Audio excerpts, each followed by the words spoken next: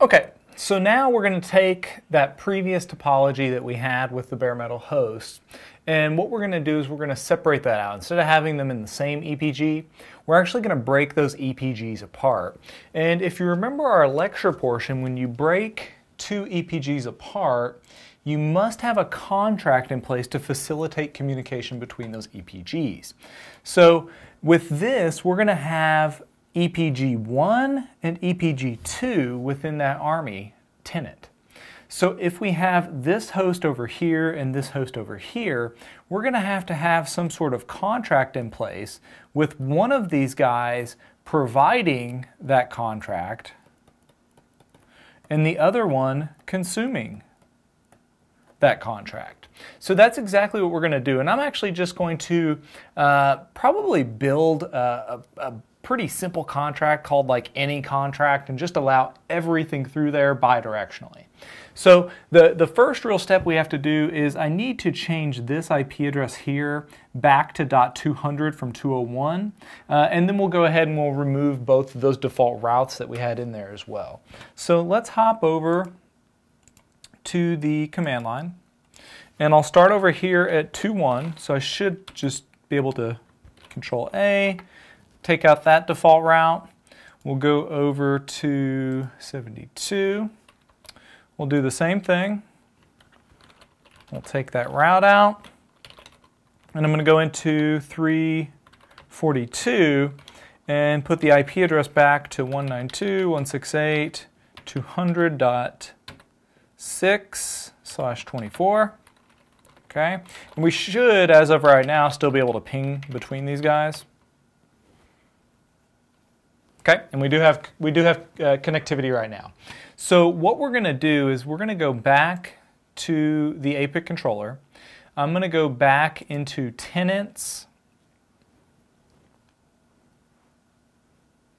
and back into Army. I should have said Army of one.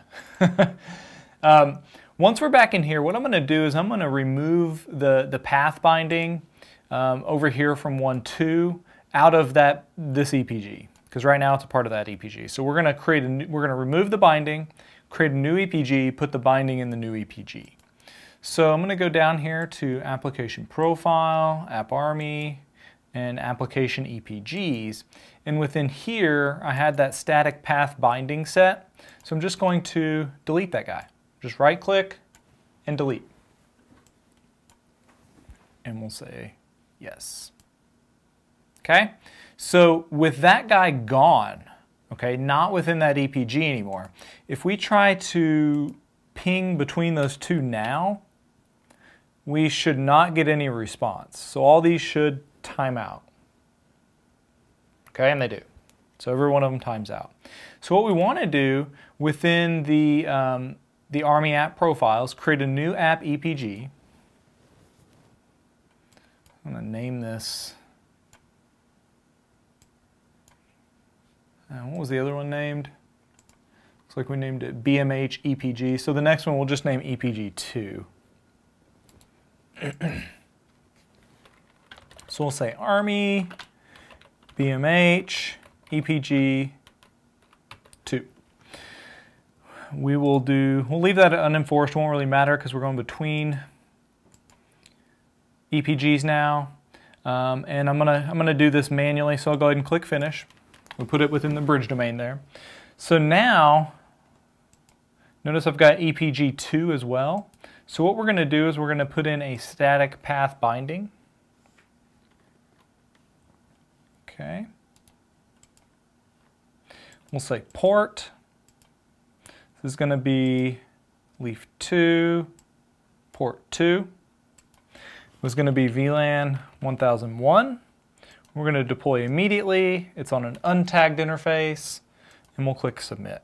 Okay, so now I have port 2 off node 102 as a static path binding under this new EPG. So what we should see if we go back to these EPGs themselves, let me collapse that. If I go to operational, we should see it pick up that endpoint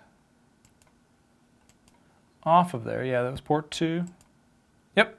So we see 200.6 show up there now. If we go back to this bare metal host EPG, and I go to operational, we can see 200.5. So both of them are learned at this point, but now that we're using two separate EPGs, if I try to ping between them, I still don't have any reachability. Because remember, if you're going between EPGs, you have to have contracts in place to facilitate that communication.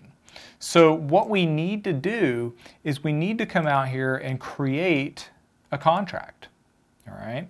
So if I go to, again, within that tenant itself, tenant, Army, security policies, we can create a contract. So I'll go ahead and right click and say create a contract. Since this is going to let anything through, I'm just going to call this the any contract. Okay. The scope is going to be VRF, so you can do it within an application profile, VRF, within a specific tenant, or you could do it globally, okay, so that anyone could, basically have a global stance. So we're just going to do it restricting within that VRF itself. We're going to create a subject, okay, and this, we'll just call this any subject.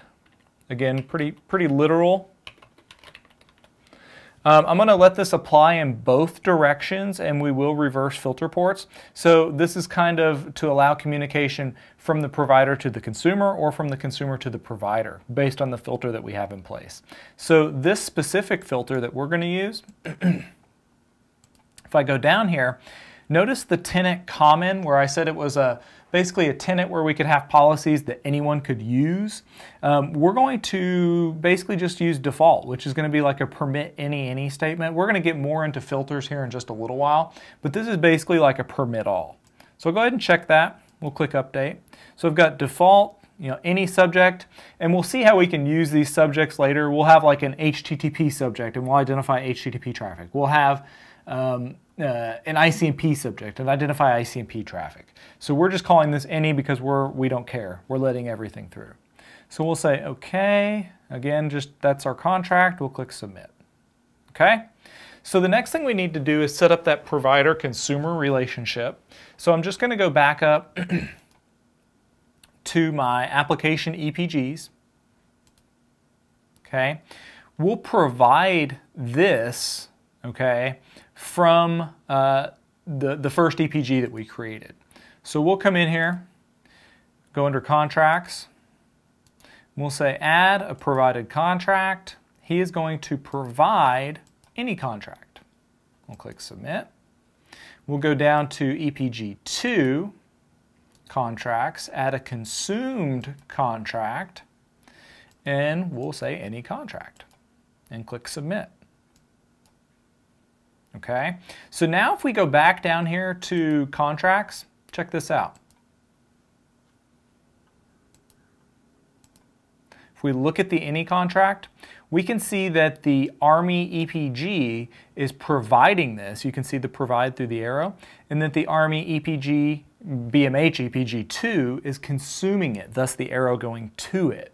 So if I go back to .72 now, and attempt to ping, you can see that communication is allowed now between those two nodes or those endpoints within those two disparate EPGs. So again, using that any contract, we basically came up to here. He said, okay, using this any contract, I can go ahead and allow that traffic to go through or transit the fabric over to that other endpoint off of EPG2.